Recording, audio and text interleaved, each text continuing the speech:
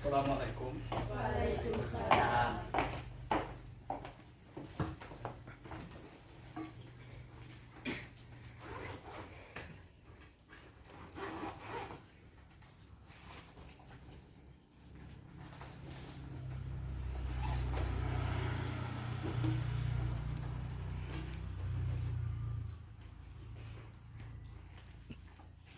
Assalamualaikum warahmatullahi wabarakatuh.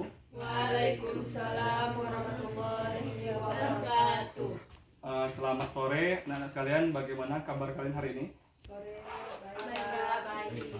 Alhamdulillah, semoga sehat selalu dan tetap jaga kesehatannya. Semoga tetap sehat walaupun di tengah pandemi seperti saat ini. Sebelum kita masuk kepada proses belajar mengajar pada sore hari ini, saya minta ketua kelas terlebih dahulu membacakan doa supaya kegiatan belajar kita menjadi berkah ke depannya.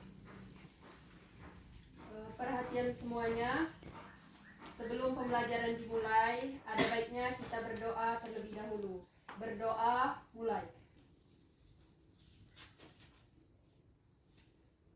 Berdoa, selesai. Ya, terima kasih ketua kelas karena telah membacakan doa. Semoga kegiatan kita hari ini menjadi berkah. Amin, amin ya rabbal alamin. Selanjutnya saya akan terlebih dahulu mengabsen kalian semua ya, untuk mengecek kehadiran kalian.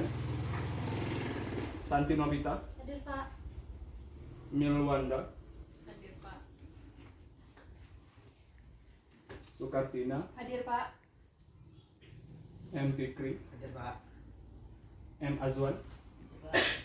Hadir semua ya? Hadir Pak. Baiklah, kalau begitu materi kita pada hari ini yaitu tentang sistem operasi. Jadi tujuan kita mempelajari sistem operasi ini adalah mengetahui apa yang dimaksud sistem operasi di dalam dunia komputer. Sistem operasi.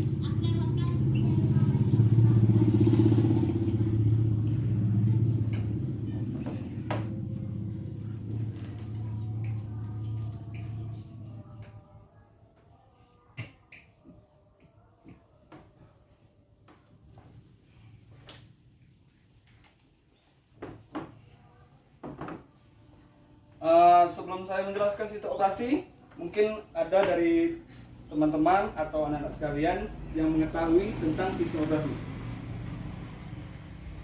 Tidak ada? Oke, kalau tidak ada, saya akan jelaskan.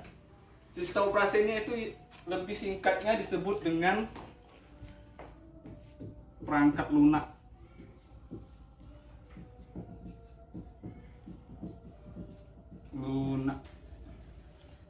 Lalu bagaimana yang maksud dengan perangkat lunak ini?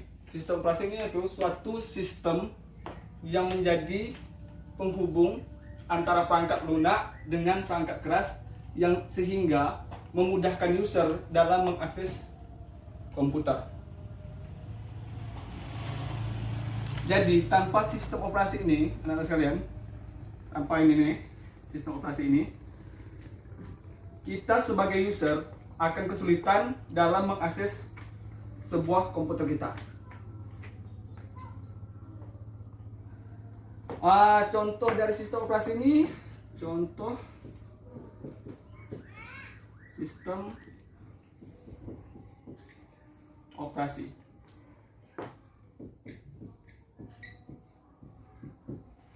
Contoh dari sistem operasi ini yaitu yang pertama.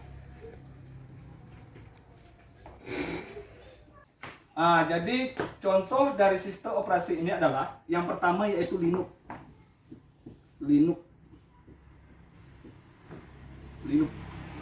Yang kedua yang sangat sering kita jumpai di dalam dunia modern ini yaitu Android.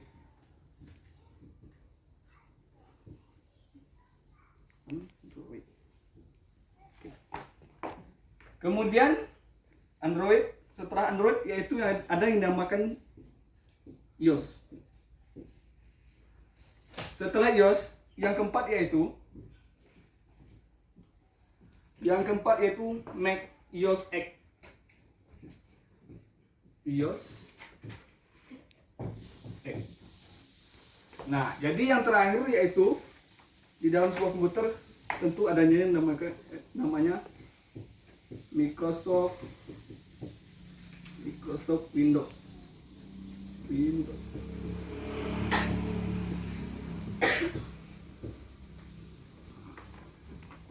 Jadi lima contoh ini merupakan bagian dari sistem operasi ini.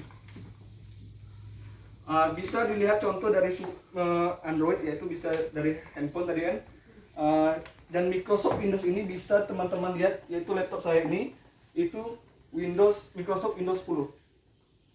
Perlu anak-anak sekalian ketahui, Windows 7 sekarang sudah tidak didukung dari perusahaan Microsoft. Jadi sistem operasi dalam Windows 7 sudah tidak didukung oleh perusahaan Microsoft. Jadi pembahasan selanjutnya yaitu tentang setelah kita mengetahui sistem operasi ini, kita harus mengetahui bagaimana cara kerja sistem operasi. Kemudian cara kerja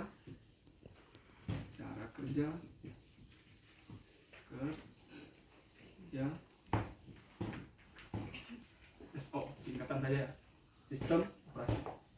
Jadi cara kerja sistem operasi ini, saat sebuah komputer dinyalakan, maka saat itulah sebuah sistem operasi ini bekerja di dalam sebuah komputer. Jadi saat misalnya ada sebuah komputer belum dinyalakan, lalu saya nyalakan, maka otomatis sistem operasi ini akan berjalan memudahkan user dalam mengakses sebuah komputer kita. Perlu diingatkan sekali lagi, tanpa sebuah sistem operasi, kita sebagai user tidak dapat atau sangat sulit mengakses sebuah komputer atau laptop. Jadi itu cara kerja dari sistem operasi. Setelah cara kerja sistem operasi, perlu juga kita mengetahui yang namanya fungsi dari sebuah sistem operasi.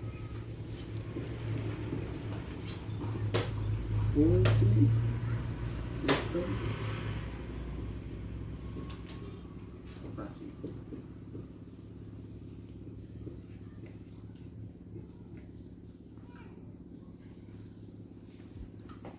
Jadi fungsi sistem operasi yaitu yang pertama tentunya dalam sebuah komputer yaitu menjalankan operasi dasar.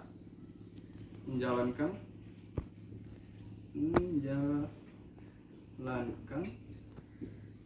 operasi dasar.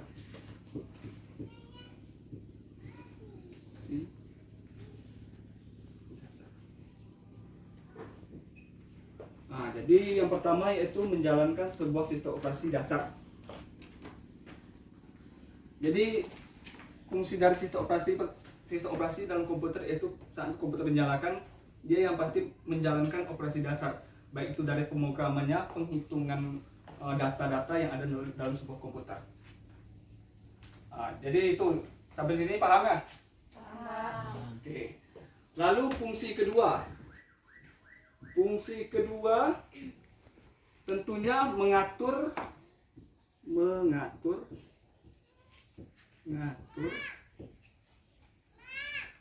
kerja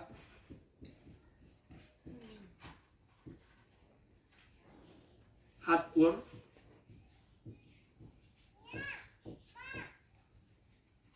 dan software.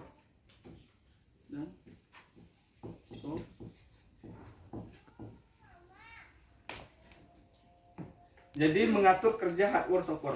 Jadi bagi anak-anak sekalian yang belum tahu, hardware software ini yaitu perangkat keras dan perangkat lunak. Yang disebut dengan perangkat keras yaitu hardware, sedangkan yang disebut dengan perangkat lunak yaitu software. Jadi mengatur kerja perangkat keras dan perangkat lunak. Di dalam sebuah komputer diatur perangkat keras atau hardware dan perangkat lunak. Memudahkan user tentunya mengakses komputer. Kemudian yaitu setelah mengatur kerja hardware dan software ini, maka fungsi selanjutnya itu tentu saja di dalam sebuah komputer adanya aplikasi atau pemrograman. Maka sistem operasi ini yaitu sebagai wadah atau tempat tempat wadah atau tempat pemrograman dari sebuah aplikasi.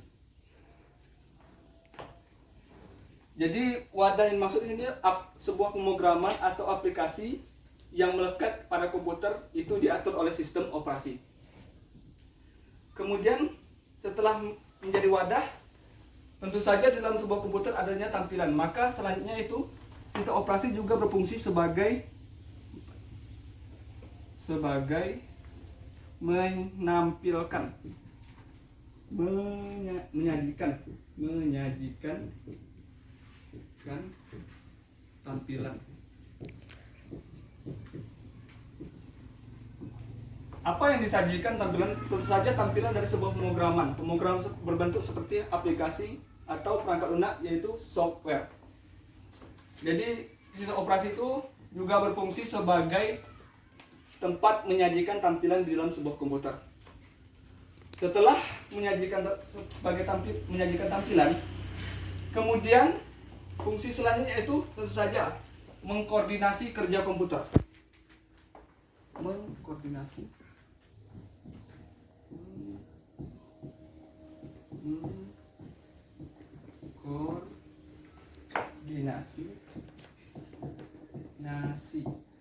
mengkoordinasi. Apa yang dikoordinasi? Tentu saja cara kerja perangkat komputer. Dikoordinasi sehingga tersistematis sebuah pemrograman di dalam komputer tersebut. Setelah dikoordinasi, tentu saja yaitu yang keenam yaitu mengoptimalkan.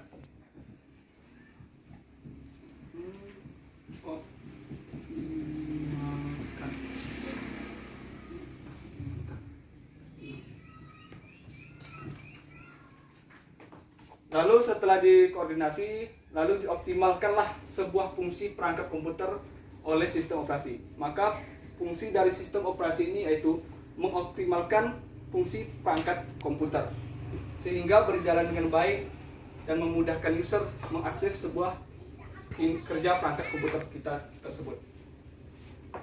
Setelah itu, setelah dioptimalkan, tentunya yang terakhir yaitu mengawasi di sini aja.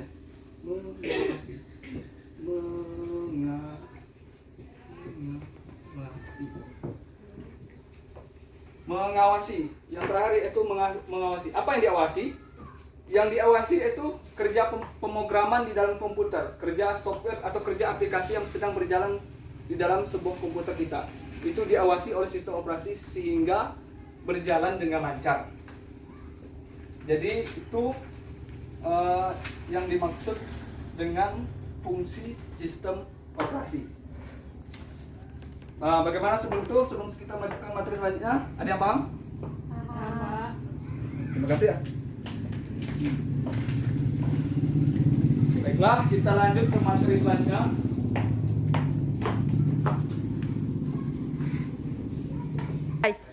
Jadi setelah kita mengetahui fungsi tadi, tentu saja kita mengetahui ragam atau macam-macam dari sistem operasi. Ragam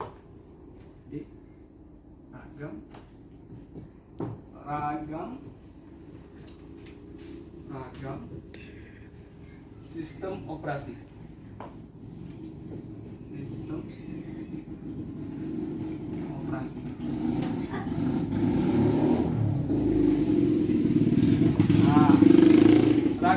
Ragam atau macam-macam sistem operasi yaitu tentu saja yang banyak kita temui saat ini dalam sebuah komputer. Kita mulai dari keluarga Microsoft Windows. Pertama yaitu Microsoft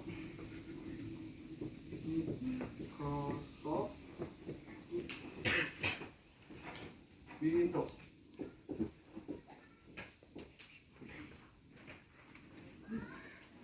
Nah, jadi yang pertama yaitu Microsoft Windows.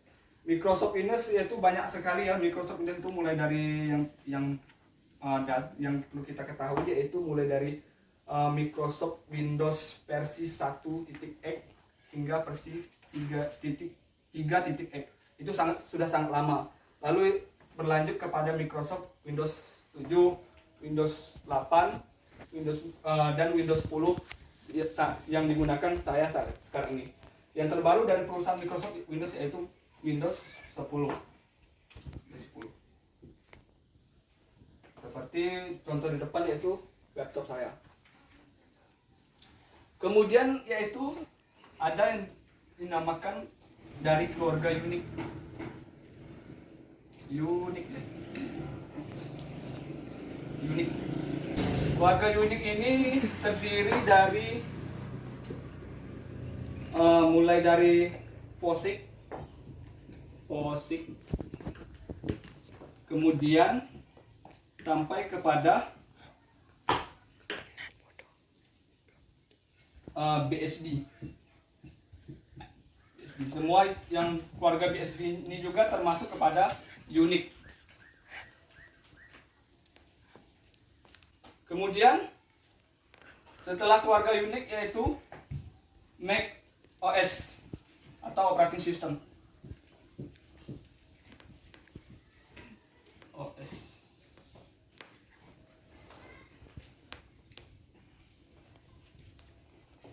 Mac OS ini mulai dari Mac OS Mac OS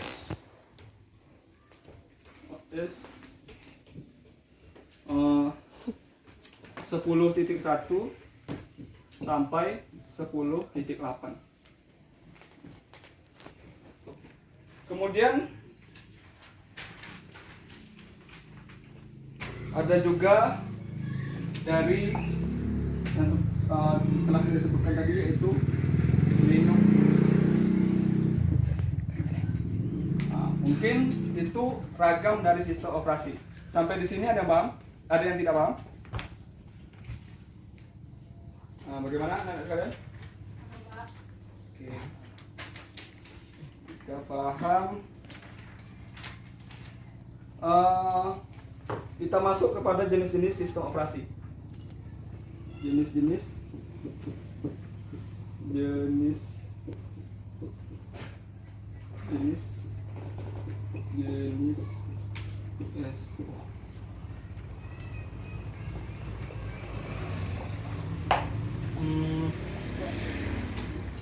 Jadi jenis-jenis SO ini yang pertama yaitu mulai dari single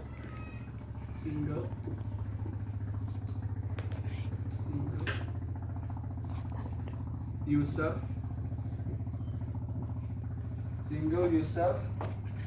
single tasking.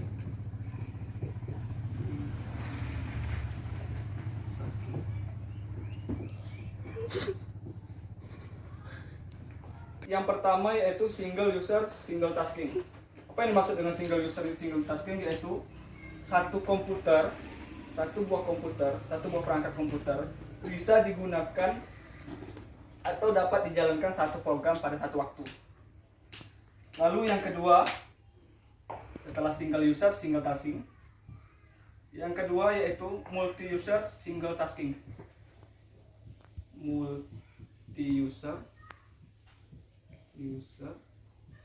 Single tasking.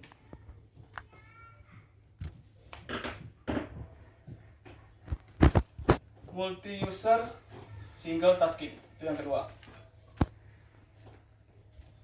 Multi user, multitasking tentu saja. Multi user tentunya banyak user. Satu buah perangkat komputer itu bisa digunakan oleh banyak user atau pengguna dan dapat menjalankan satu program pada satu waktu. Kemudian yang ketiga yaitu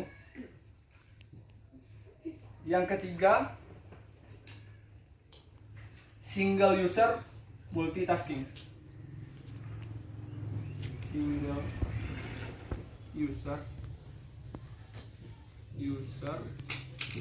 single tasking.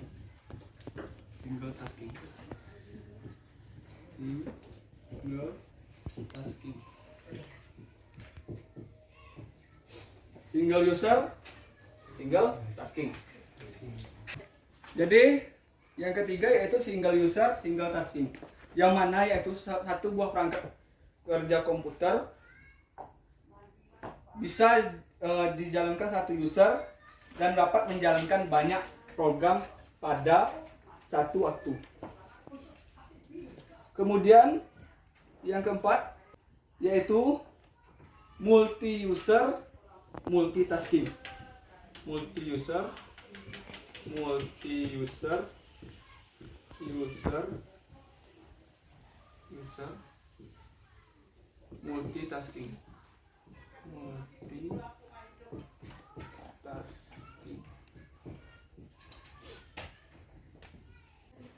Jadi multi-user multitasking yaitu satu komputer digunakan oleh banyak user. Jadi sampai di sini ada yang belum paham? Paham, Pak. Oke. Jadi setelah kita memahami jenis-jenis sistem operasi ini, kita juga harus memahami komponen dalam sistem operasi. Jadi dari tadi saya lihat saya telah mencatat di depan. Di sini saya meminta ketua kelas untuk mencatat di depan tentang komponen dalam sistem operasi. Sambil temannya mencatat di depan, harap dicatat materinya. Terus, Pak ya.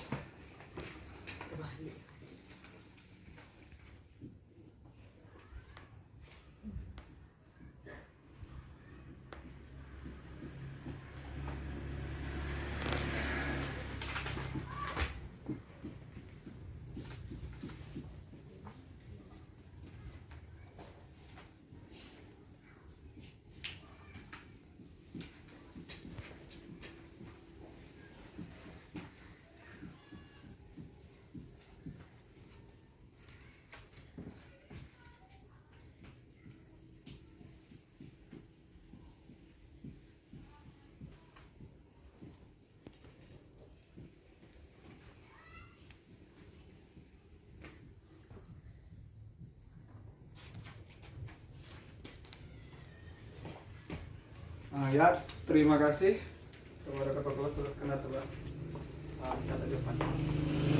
Jadi komponen dalam sistem operasi itu tersusun ada 3. Yang pertama yaitu kernel.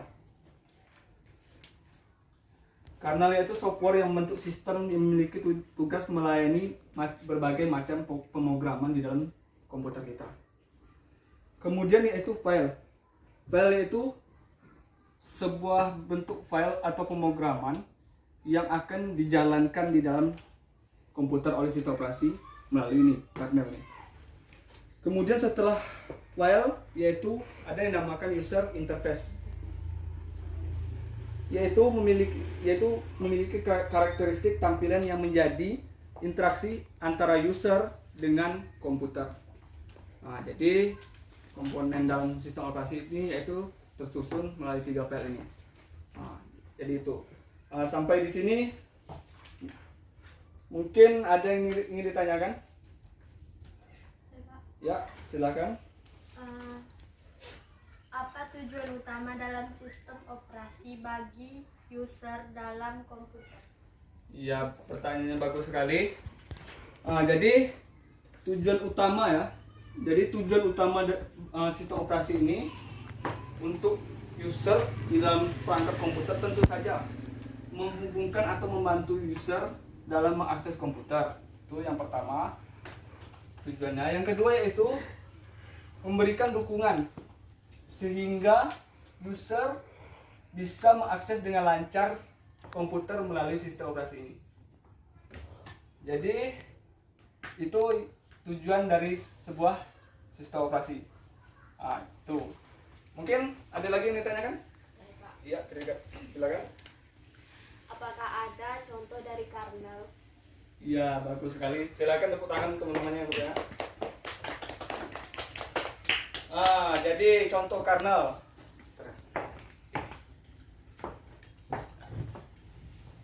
Contoh kernel.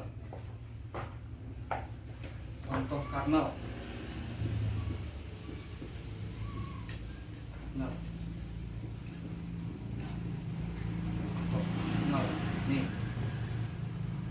kernel. Contoh kernel, yang pertama kernel monolitik. Kernel monolitik.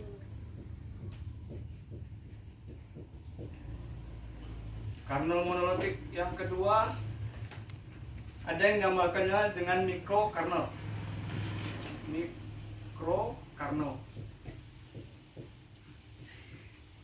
Kemudian yang ketiga yaitu kernel hibrida. Hibrida. Kemudian yang terakhir exokernel.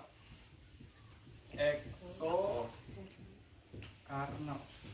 Nah, jadi contoh dari kernel ini yaitu ada 4 secara garis besarnya, yaitu pertama monolitik, mikrokernel, hibrida, exokernel. Jadi bagaimana Pak? Paham, Pak. Mungkin itu materi kita pada hari ini. Jadi kesimpulan pada materi kita pada hari ini yaitu sistem operasi itu gunanya bagi user atau bagi pengguna sebuah perangkat komputer saat ini yaitu mendukung user dalam mengakses komputer sehingga bisa menjalankan pemrograman aplikasi dengan sangat lancar dan tidak adanya hambatan. Tanpa sistem operasi ini, kita sebagai user akan kesulitan dalam menjalankan sebuah perangkat komputer. Mungkin itu materi kita pada hari ini. Materi kita selanjutnya yaitu tentang